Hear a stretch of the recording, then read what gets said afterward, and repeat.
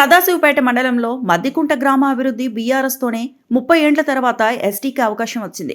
15 ఏండ్ల నుంచి బీఆర్ఎస్ సర్పంచ్కే పట్టం కట్టారు. గ్రామంలో ప్రతి ఇంటికి మంచినీరు, సీసీ రోడ్లు, వీధి లైట్లు ఏర్పాటు చేశామని అన్నారు. కాంగ్రెస్ ప్రభుత్వంలో తీవ్ర వ్యతిరేకతతో ఉన్నారన్నారు. కేసీఆర్ మళ్లీ రావాలని ప్రజలు కోరుతున్నారని పేర్కొన్నారు. రాష్ట్రంలో వచ్చే ప్రభుత్వం కేసీఆర్ ప్రభుత్వమేనన్నారు.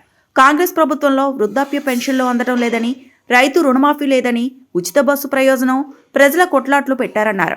ఈ కార్యక్రమంలో బీఆర్ఎస్ పార్టీ నాయకులు ఆరిఫుద్దీన్, గ్రామ నాయకులు పాల్గొన్నారు. గత 3 పర్యాయాలుగా మా కుటుంబమే ఇక్కడ సర్పంచ్ చేస్తుంది. మేము చేసిన అభివృద్ధి పథకాలు చాలా ఉన్నాయి.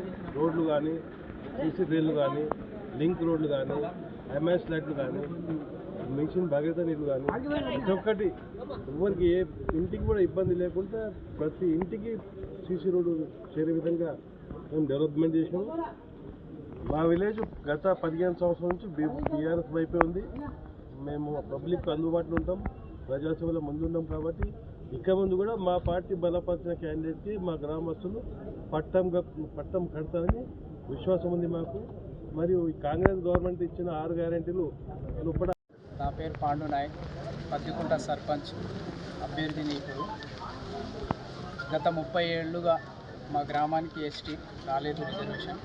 ఇప్పుడు ఎస్టీ రిజర్వేషన్ వచ్చింది, చాలా సంతోషకరంగా ఉంది.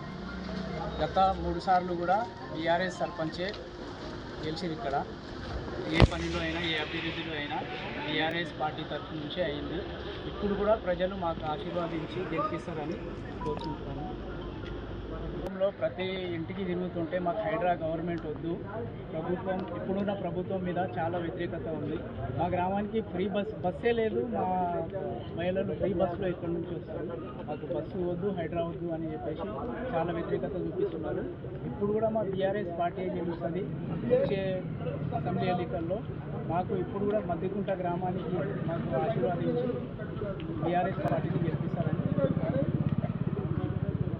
మరిన్ని అప్డేట్స్ కోసం మా ఛానల్ని సబ్స్క్రైబ్ చేయండి.